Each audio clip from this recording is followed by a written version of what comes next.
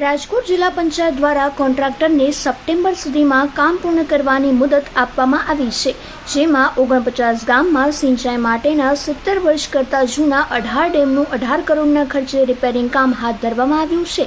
ચોમાસામાં મુશ્કેલી થવાની ભીતિ સર્જાઈ હતી।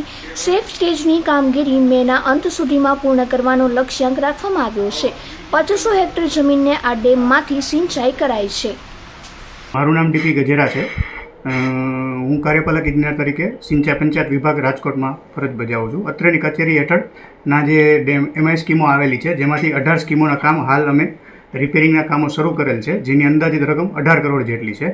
આ તમામ કામો કરારખત મુજબ સપ્ટેમ્બર સુધીમાં પૂર્ણ કરવાનું આયોજન કરેલ છે, તથા આ કામો પૂર્ણ થયાથી જે હાલ 49 ગામોને સિંચાઈનો સીધો કે આડકતરી રીતે ફાયદો મળેલ છે તે મળતો રહેશે। અને આ સ્કીમના રિનોવેશન પૂર્ણ થયાથી આગળના જે કેનાલના કામો છે એ પણ હાથ ધરવામાં આવનાર છે। આ જે સ્કીમ અત્યારે ચાલુ છે તેનાથી અંદાજે 18 કરોડના કામે ખર્ચ થવાનો છે।